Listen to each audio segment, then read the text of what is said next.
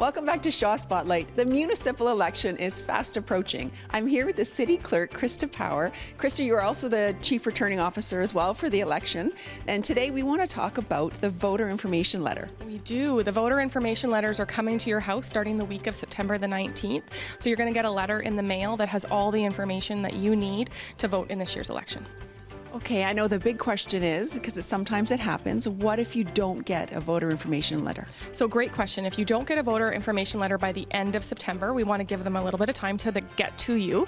What we're going to ask is that you call our voter helpline, 622-VOTE, or you come to one of our revision days, or last case scenario is you come to a polling station on the day of the election and we can add you to the voters list or make any changes that we need to make for you.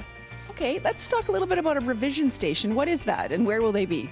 So we actually have revision days popping up all over the city, starting at the end of September into early October. If you look on our website, we're going to be at the Country Market, we're going to be at Goods & Co, and we're going to be at Intercity Mall.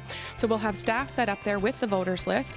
So when you receive your letter, if you've moved and it's been forwarded and now you're in a different ward, you need to make an update. So we want to do that for you so it's smooth and seamless, and either you can vote online or you can vote on election day in person.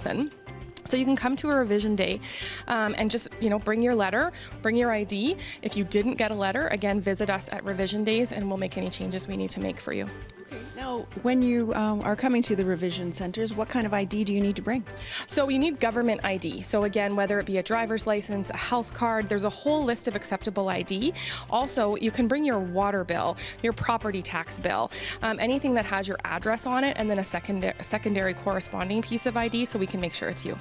Okay, now one really good point is that you have to have this letter and it has to be correct if you want to vote online. Yes, that's correct. So this letter has a PIN, and that PIN is what you're going to enter when you go online. And so without this letter, or if it being incorrect, you can't fix it online. Again, you need to fix it in person with one of our staff, or again over the phone on our helpline, and we'll assist you to do that.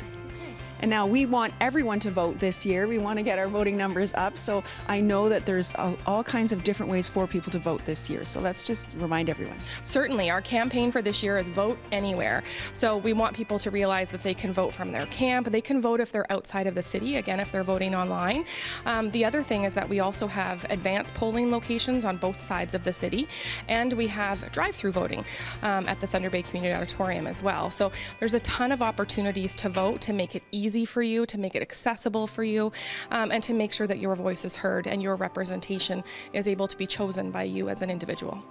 Okay, and I know a big thing, there's a lot of new people running this year. Where do people find out about these people and what their platforms are? So we do have on our website, tbayvotes.ca, we'd ask you to go and take a look at all of the profiles that are up there that were all submitted by the candidates. So you can read about them. There'll be links there for their website, their Facebook, their social media. Then we'd also ask you as well to take a look at the card that comes in your mailbox. When somebody comes to knock on the door, take a moment to ask them some questions, learn about the candidates, find out who connects with you. We really don't want to see folks say, well, I don't know who anyone is, so I didn't vote.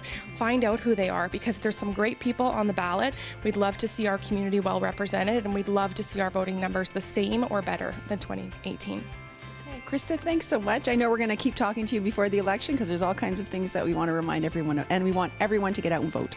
Absolutely. Thanks, Janice.